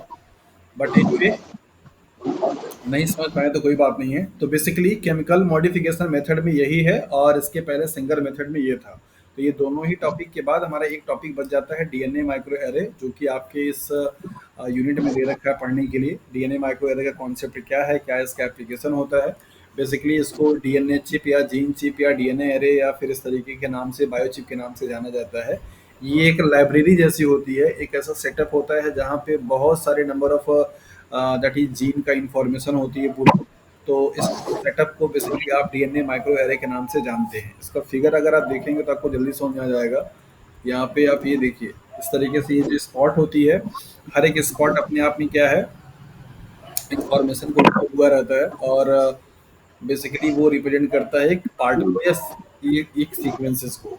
सो DNA micro array are solid support usually made up of glass और सिलिकॉन। ये इंपॉर्टेंट है, किस चीज़ का बना होता है इसका सॉलिड मटेरियल, सिलिकॉन का बना होगा या ग्लास का बना होगा। Upon which DNA is attached in an organised pre arranged grid design. एक सॉलिड मैट्रिक्स होती है, उस सॉलिड मैट्रिक्स पे डीएनए पहले से डिजाइन किए हुए जो कि अटैच्ड होते हैं, मतलब उनको फिक्स्ड किया जाता है एक सॉलिड मैट्रिक्स पे डीएनए जो कि हमारा नोन होता है।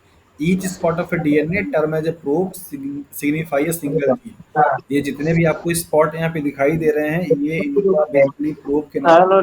सर माइक ऑफ करवा दीजिए। किसी का माइक ऑन हो गया है क्या?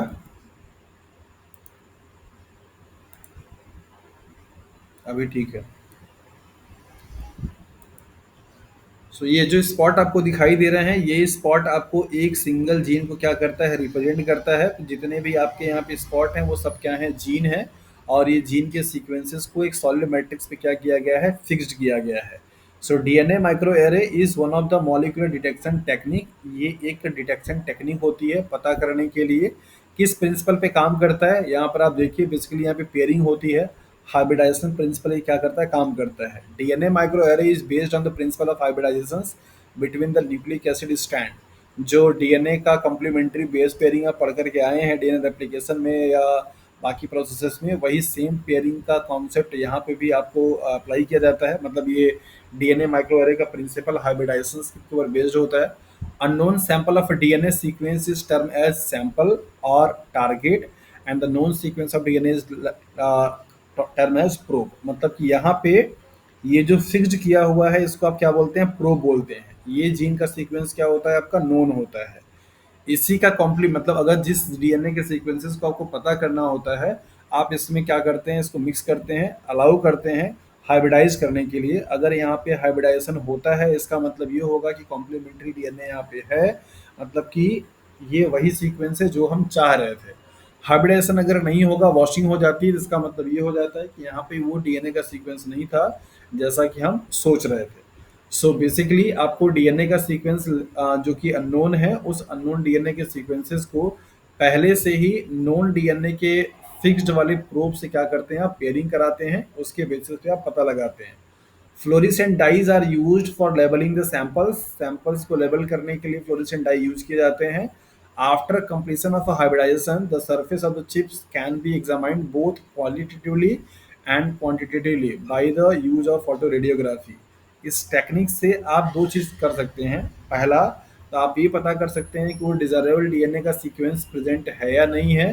दूसरा, अगर है तो कितने नंबर में है, कितनी क्वांटिटी में है, ये भी आप आसानी से पता लगा सकते हैं। अब डीएनए माइक्रो एरे के एप्लीकेशंस को अगर समझे यहाँ पे, तो जैसे आप क्या क्या लगा सकते हैं पता। सपोज कि कोई एक नॉर्मल डीएनए जीन का सीक्वेंस था, आपको डाउट है कि वो जो जीन की सीक्वेंस उसमें म्यूटेशन हो रखे हैं या कोई प्रॉब्लम हो रखी है जिसकी वजह से समस्या आ रही है, तो आप उस जीन के सीक्वेंस को क्या कीजिए, यहाँ पे प्रोब कीजिए। ठीक है, ऐसे टैग कर दीजिए, फिक्स कर दीजिए जिस जीन को भी आप चाहते हैं। उस जीन को सिंथेटिकली आप डीएनए के सीक्वेंस को सिंथेसाइज करके प्रोब के फॉर्म में क्या कर दीजिए, टैगिंग कर दीजिए, फिक्स कर दीजिए। फिर उस नॉर्मल सेल से क्या करिए, डीएनए को निकालिए। अगर डीएनए निकालना पॉसिबल नहीं है तो एमआरएनए निकालिए। एमआरएनए से आप देखिए यहाँ पे नॉर्मल जो सेल्स है, नॉर्मल सेल्स का ग्रोथ कराया गया, उसके एमआरएनए को आइसोलेट किया गया, एमआरएनए से क्या किया गया, सीडीएनए निकाला गया। और ये सीडीएनए बेसिकली आपको क्या किया, टैगिंग की गई फ्लोरोसेंट डाई से। कैंसरस सेल्स में इस एमआरएनए को सीडीएनए को क्या किया गया, रेड फ्लोरोसेंट डाई से टैग किया गया। तो बेसिकली अगर कैंसरस सेल्स में अगर उस डीएनए के पार्ट में कुछ म्यूटेशन हुआ रहेगा, तो यहाँ पे बेसिकली क्या होगा, टैगिंग मतलब कि हाइब्रिडाइजेशन नहीं होंगे, क्योंकि वहाँ पे क्या है, सीक्वेंसेस चेंज हो गए हैं। और अगर सीक्वेंसेस चेंज नहीं हुए रहेंगे तो वहाँ पे हाइब्रिडाइजेशन हो पाएगा।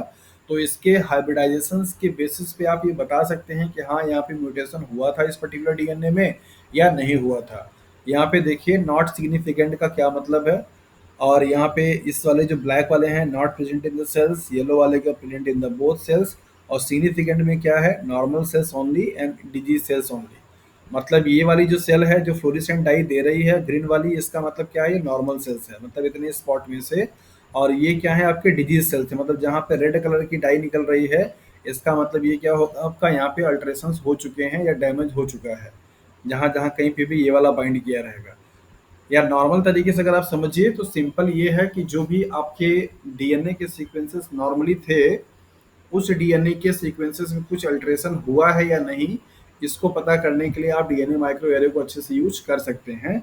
इस बेसिस पे कि अगर उस वहाँ पे कुछ अल्ट्रेशंस हुए रहेंगे, तो जो भी आप डीएनए के सैंपल को डालेंगे वहाँ पे पेयरिंग नहीं होगी। और पेयरिंग अगर नहीं होगा, इससे ये क्लियर हो जाएगा कि हाँ, आपका डीएनए का सीक्वेंस जो है वो चेंज हुआ है। सवाल यहाँ पर ये आता है कि ज़रूरी तो नहीं है कि सारा का सारा डीएनए का सीक्वेंस चेंज हो जाए, हो सकता है कि कुछ एक या दो बेस पेयर चेंज हुए हों। तो एक या दो बेस पेयर की जो चेंजिंग होती है, वो चेंजेस भी आप डीएनए माइक्रो एरे से पता कर सकते हैं। उसके बेसिस पे जो लाइट आपकी वहाँ पे इमिट आउट हो रही होती है। अगर फुल पेयरिंग होती है, मतलब कि कंप्लीट अगर आपका बेस पेयर एज चीज वही है, तो वहाँ पे जो आपके फ्लोरेसेंट डाई होती है वो ज़्यादा इमिट आउट करती है, मतलब लाइट आपका इंटेंसिटी ज़्यादा रहता है। और अगर इंटेंसिटी कम होती है, इससे पता चल जाता है कि वहाँ पे कुछ बेस पेयर तो पेयर किए हैं, लेकिन कुछ बेस पेयर में पेयरिंग नहीं हो पाई है। इसका रीज़न ये है कि वहाँ पे बेसिस क्या हो गए हैं, चेंज हो गए हैं। तो based on the intensity of the fluorescent dye या कलर, उसके बेसिस पे आप ये पता लगा पाते हैं कि बेस में जो चेंजेज हुआ है उसका लेवल कितना है, बहुत ज़्यादा चेंजेज हुए हैं या माइनर चेंजेज हुआ है। तो इस तरीके से डीएनए माइक्रो एरे, जिसको कि आप बायोचिप या फिर आप डीएनए चिप या जीन चिप के नाम से जानते हैं, ये एक प्री नोन डीएनए के सीक्वेंसेस का अरेंजमेंट होता है एक सॉलिड मैट्रिक्स पे या सॉलिड प्लेट्स पे। और उस प्रोब, मतलब जिस डीएनए का सीक्वेंस आपको नोन है, उसको क्या करते हैं, आप इस तरीके से अरेंज करते हैं जिसको कि प्रोब बोला जाता है। और अननोन डीएनए सैंपल को आप उसको अलाउ करते हैं बाइंडिंग करने के लिए। अगर बाइंडिंग हो जाती है तो इसका मतलब है कि वहाँ पे कॉम्प्लीमेंट्री है, और बाइंडिंग अगर नहीं हुई तो इसका मतलब कॉम्प्लीमेंट्री वहाँ पे नहीं है। सो यही था डीएनए माइक्रो एरे के बारे में, और डीएनए माइक्रो एरे का डीएनए माइक्रो एरे के कॉन्सेप्ट के सर बारे में। जब एप्लीकेशन, हाँ बोलिए। सर जब सर जब प्रोब फुल मतलब कॉम्प्लीमेंट्री नहीं होती है, हाइब्रिडाइजेशन नहीं होती है, कहीं कहीं लूप बन जाता है, तो सर उस टर्म को कुछ बोलते हैं हाइब्रिडाइजेशन को। देखिए, अगर अच्छा सवाल पूछा आपने। अगर मान लीजिए कि जिस डीएनए के सीक्वेंस को आप टारगेट कर रहे थे, अगर वो डीएनए का सीक्वेंस अल्टर हो चुका है पूरी तरीके से, तो जो आप यहाँ पे डालेंगे मतलब सैंपल, मतलब जो आपका प्रोब रहेगा, इससे सैंपल वाला क्या करेगा, बाइंड नहीं करेगा, तो ये वॉशिंग के टाइम पे वॉश आउट हो जाएगा, वहाँ पे फ्लोरेसेंट डाई आएगी ही नहीं। डाई का मतलब कि कलर इमिट ना करना इस बात का कंफर्मेशन है कि जो भी डीएनए का सीक्वेंस आप सोच रहे थे कि प्रेजेंट होगा, वो डीएनए का सीक्वेंस वहाँ पे है ही नहीं, पूरी तरीके से एब्सेंट है। डाई कलर तभी देगी जब मैं सर पेयरिंग होगा। मैं सर ये कह रहा था, जैसे अभी आपने बताया एक दो न्यूक्लियोटाइड का अल्टरेशन हुआ है, चेंज हुआ है, तो उस जगह पे सर प्रो कम्प्लीमेंट्री पूरी तरीके से मतलब हाइब्रिडाइजेशन नहीं होता उसका, कुछ मतलब न्यूक्लियोटाइड आपस में पेयरिंग कर लेते हैं, कुछ नहीं करते, वहाँ लूप सा क्रिएट हो जाता है वहां पर, उस टर्म हाँ, को कुछ यही बोलते यही हैं मैं सर बोला हम। था, अगर जैसे सपोज कि ये 10 फॉर एग्जांपल कि अगर ये जीन आपके 10 न्यूक्लियोटाइड के हैं, और बीच का कोई सपोज जैसे स्टार्टिंग के मान लीजिए ठीक है, यहाँ का ठीक है, यहाँ पे कुछ एक दो बेस पेयर क्या हो गया आपका, चेंज हो गया, नहीं बाइंड कर पाया, तो जो ये बाइंडिंग आपकी होगी, इस बाइंडिंग के बेसिस पे कलर यहाँ पे क्या आएगा, थोड़ा कम आएगा। अगर कोई डीएनए जो कि फुल्ली बाइंड किया हुआ है तो इसकी कलर लाइट जो होगी वो ज़्यादा आएगी, इस वाले का कम आएगा। तो लाइट की जो इंटेंसिटी होती है उसके बेसिस पे पता लगाते हैं कि हाँ, पेयरिंग प्रॉपर हुई है या कम हुआ है या एकदम नहीं हुआ है। लेकिन सर इस बाइंडिंग का भी पर्टिकुलर कुछ नाम है, किस आरडीटी के जेनेटिक इंजीनियरिंग के टर्म में, मुझे वो किस याद नहीं आ रहा, वो पूछ किसका रहा नाम था। है, क्या चीज? जो अभी आप बता रहे हो ना, इसमें कुछ न्यूक्लियोटाइड बाइंड हुए हैं, कुछ की पेयरिंग नहीं हुई है, इस बाइंडिंग को भी सर कुछ कहते हैं, लेकिन मुझे भी वो नाम याद नहीं आ रहा था। बाइंडिंग को? हाँ, इसका पर्टिकुलर नाम है जिसमें प्रूफ मतलब फुल हाइब्रिडाइजेशन नहीं होता, प्रूफ का सारे न्यूक्लियोटाइड आपस में हाइब्रिडाइज नहीं होते, कुछ न्यूक्लियोटाइड हाइब्रिडाइज हो जाते हैं। नहीं, जनरली रिप्रेजेंट करने के लिए पार्शियल बाइंडिंग के नाम से यूज करते हैं कि मतलब यहाँ पे जो बाइंडिंग हुई है फुल्ली नहीं हुआ है, पार्शियल हाइब्रिडाइज्ड हुआ है इसका। पार्शियल हाइब्रिडाइजेशन, हाँ। पार्शियल हाइब्रिडाइजेशन करके ही बोलते हैं हाँ, शायद कुछ। वही मैं कह रहा हूँ, पार्शियल और फुल का टर्म यूज किया जाता है, पार्शियल हाइब्रिडाइजेशन या फुल हाइब्रिडाइजेशन या नो हाइब्रिडाइजेशन, ये तीन कैटेगरी है। अगर पार्शियल होगा तो लाइट की इंटेंसिटी कम होगी, फुल होगा तो ब्राइट होगा, नहीं हाइब्रिडेशन हुआ रहेगा तो लाइट नहीं आएगी, ये तीनों रहते हैं, वर्ड यूज होते हैं सर रेस्ट्रिक्शन एंजाइम से भी ट्रीट कराते हैं क्या? इसमें। हाँ सर, पूछ रही हूँ, कराते हैं क्या? नहीं, इसमें जरूरत नहीं, जैसे जो जीन होता है ना, जिस जो ये देखिए, ये प्रो बनाने के लिए आपको क्या पढ़ना करना पड़ता है, आरएनए का आइसोलेट करना पड़ता है, वहां पे आरई को यूज करने की जरूरत नहीं पड़ती है। ये जीन का जो सीक्वेंसेस आएगा कहाँ से, एमआरएनए पहले आपका बनता है, क्योंकि डीएनए तो पूरा लेंथ में है, और उस डीएनए के लेंथ को आपको के जीन को आपको ऐसे आइसोलेट करना पॉसिबल नहीं होगा। तो पहले आप एमआरएनए करा लेते हैं, एमआरएनए से सीडीएनए बना लेते हैं, तो सीडीएनए का जो कॉम्प्लीमेंट्री होती है, उसी डीएनए को क्या करते हैं आप यहाँ पे इस तरीके से टैग करते हैं, मतलब फिक्स करते हैं। तो आरई का यूज सिर्फ तब होता है जब आपको डीएनए फ्रेगमेंट करना होता है, ऐसे टाइम पे आरई को यूज करने की जरूरत नहीं पड़ती है। उसके लिए जैसे, सर हाँ, सर बोले बोले मैं उसके बाद बोल। जैसे देखिए, अगर फॉर एग्जांपल कि आपको ये पता हो कि हाँ, ये वाला जो हमारा जीन है, मान लीजिए ये पूरा आपका डीएनए का ऐसे लेंथ है, और आपको ये मालूम है कि हाँ, ये हमारा जो टारगेट जीन है वो यहाँ कहीं पे लाई करता है, और इसके आसपास का अगर आपको कुछ सीक्वेंसेस पता है कि हाँ, इस ये वाले एंजाइम से अगर हम ट्रीट कराएंगे तो इसको ये कट कर सकता है, उस केस में आप इसको करा सकते हैं, और अब तब आपका ये डीएनए निकल जाएगा, लेकिन फिर भी आपको कराना एमआरएनए ही पड़ेगा, क्योंकि यूकैरियोटिक के डीएनए में ढेर सारे अननोन सीक्वेंस, मतलब वैसे सीक्वेंसेस होते हैं जो कि इंट्रॉन टाइप के होते हैं। तो इसलिए जीन यहाँ पे जो आता है उसके लिए पहले सीडीएन लाइब्रेरी बनाई जाती है, और वो सीडीएन लाइब्रेरी से ही जीन लेकर के फिर यहाँ पे क्या करते हैं, ऐसे टैगिंग करते हैं। Okay sir. हाँ, मतलब कि डीएनए माइक्रो एरे को बनाने के लिए पहले सीडीएन लाइब्रेरी बनानी पड़ती है, और उस सीडीएनए की लाइब्रेरी से जो आपका एमआरएनए होता है, मतलब सॉरी, एमआरएनए से जो डीएनए आपका बना होता है, उस डीएनए को लेकर के आप यहाँ पे क्या करते हैं, ऐसे फिक्सिंग करते हैं। कौशिक, आप कुछ पूछ रहे थे, बताइए। सर ये जो सीडीएनए बनाएंगे कॉम्प्लीमेंट्री डीएनए, हम्म। और जो प्रोब टैग करेंगे, जो प्रोब के इस सीडीएनए का कॉम्प्लीमेंट्री प्रोब बनाएंगे ना। देखिए, ये जो प्रोब है आपका, ये आप एक तरीके का जीन है जो कि फिक्स्ड है, मतलब हम्म। आपको नोन है। अब आप ये जो सैंपल है उसमें से ये देखना चाहते हैं कि ये वाला जीन का मतलब प्रेजेंट है कि नहीं है, मतलब कॉम्प्लीमेंट्री अगर होगा तो पेयरिंग होगा, तो ये जो cDNA है ये अच्छा आपका बेसिकली जो सैंपल लिया जा रहा है उसके लिए है, अच्छा अच्छा अच्छा, ठीक। क्योंकि यहाँ पे जो हाँ। प्रोब है वो cDNA का ही है ना, मतलब अगर आप नॉर्मल डीएनए ले लेंगे तो उस नॉर्मल डीएनए में इंट्रॉन भी होंगे जो कि बाइंडिंग नहीं करेगा। हम्म। समझ आया? ठीक है ठीक है। चलिए ओके। हाँ सर, लेकिन प्रोब जो है वो सीडीएनए का कॉम्प्लीमेंट्री होना चाहिए। हाँ मतलब वही, ये जैसे ये जो जीन है इस मतलब ऐसे समझिए, ये जो स्पॉट है यहाँ पे, इस जीन का कॉम्प्लीमेंट्री आपका ये होगा, या ये कह सकते हैं कि ये वाले जीन का कॉम्प्लीमेंट्री ये होना होगा, तभी पेयरिंग करेगा।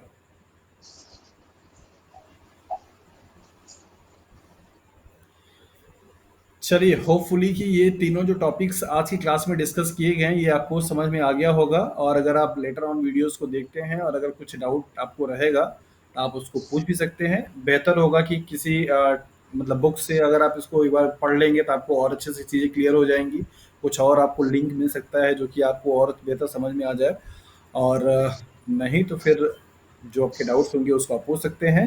कल की क्लास ऑफ रहेगी, संडे को आपका टेस्ट होगा, 4 PM से टेस्ट का लिंक आपको मिल जाएगा जैसा कि पहले आपको मिलता रहा है, और इम्यूनोलॉजी का पूरा टॉपिक जो है वो कवर होगा। तो अच्छे तरीके से आप प्रिपरेशन कीजिए, कल आपकी क्लासेस नहीं होंगी। तो आज का टाइम सर ये बायोकेमिस्ट्री की बुक में होगा? सर ये बायोकेमिस्ट्री की बुक में होगा? क्या हो गया? ये लेनिजर में मिलेगा ये वाला, या मतलब मॉलिक्यूलर बायोलॉजी की बुक डीएनए में माइक्रो होगा ये एरे वाला? आपको लेनिजर में नहीं मिलेगा, इसके लिए आपको सेल बायोलॉजी और या तो फिर मॉलिक्यूलर बायोलॉजी की जो बुक है उसको पढ़नी पड़ेगी। और वो कार्प वाली सर बताई थी आपने, जनरल कार्प, उसमें है ये? हाँ उसमें भी मिल जाएगा बायोटेक्नोलॉजी वाले पोर्शन में, और या तो फिर अगर कोई बायोटेक की बुक है तो आप उसको भी पढ़ सकते हैं। यू सत्यनारायण में शायद होगा। जो मैंने बुक्स दी हुई हैं उन बुक में अगर आप देखेंगे तो आपको एक तो कूपर में मिल जाएगा बुक पढ़ने के लिए आपको ये। और वो जनरल, वो सेल बायोलॉजी की सर आपने जनरल कार्प बताई थी, उसमें है? कार्प वाली बुक में हाँ उसमें भी टेक्निक्स वाले पोर्शन में होना चाहिए। वैसे ये टॉपिक प्योरली है तो पूरा बायोटेक्नोलॉजी का, लेकिन सेल बायोलॉजी की बुक में भी टेक्निक्स के नाम से एक चैप्टर देता है जिसमें आपको दिया रहता है। और सर मॉलिक्यूलर मार्कर्स नहीं मिले सर बुक्स में, वो किस में मिलेंगे सर, जो आप कल आपने पढ़ाई थी? क्या हो गया? अगर मॉलिक्यूलर मार्कर्स हमें बुक में देखने तो सर वो किस वाले में मिलेंगे? ये आरएफएल आपको में? प्योर बायोटेक की जो बुक होंगी उसमें, अगर आपने सैम्ब्रुक पढ़ रखी है सैम्ब्रुक में मिल जाएगा, अगर आपने सर बीडी बीडी सिंह में, बीडी सिंह भी पढ़ सकते हैं ना, उसमें भी तो मिलेगा ना। आपने पढ़ा है तो वहाँ पे भी मिल जाएगा, लेकिन बीडी सिंह में उतना डिटेल आपको नहीं मिलेगा, फिर भी बीडी यही सिंह है पढ़ने को लेकिन सर मिलेगा। उसमें बीडी सिंह में इतने अच्छे से नहीं दे रखा, बीडी सिंह तो है सर मेरे पास। हाँ वही मैं बोल रहा हूँ, और अगर आपने नेट वगैरह की तैयारी करने के लिए बुक पढ़ी है बायोटेक्नोलॉजी की कोई तो वहाँ पे भी आपको मिल जाएगा। सर हम लोग को इंस्ट्रूमेंटेशन में और क्या क्या पढ़ना है? इंस्ट्रूमेंटेशन का पोर्शन खत्म हो गया, अब बचा नहीं है, दो टेक्निक्स आपकी बची हुई है, एक है आपका मास स्पेक्ट्रोस्कोपी, एक्सरे क्रिस्टलोग्राफी। अच्छा इसके बाद वो अब सर नेक्स्ट क्लास हम में लोग होगा। नेक्स्ट ये मंडे से जो क्लासेस आपकी चलेंगी, मंडे को तो पेपर डिस्कशन का हो सकता है क्लास हो। अब जो क्लासेस आपकी चलेंगी वो बायोटेक्नोलॉजी की चलेंगी, आरडीटी वाली। और सर वो माइक्रोबायोलॉजी का भी अलग से एक छोटा सा टॉपिक है ना, वो भी तो हाँ करवाएंगे आप? माइक्रोबायोलॉजी का है, ग्रोथ और ये सब कल्चर के बारे में पढ़ने के लिए, माइक्रोबियल टिश्यू कल्चर में जो है उसी में कवर हो जाएगा। Okay sir. ठीक है। और सर, हाँ हाँ और बोलिए। सर मैं पूछ रहा था कि एईएस का जो आया है ना, एटॉमिक एनर्जी, जो आपने भेजा था नोटिफिकेशन,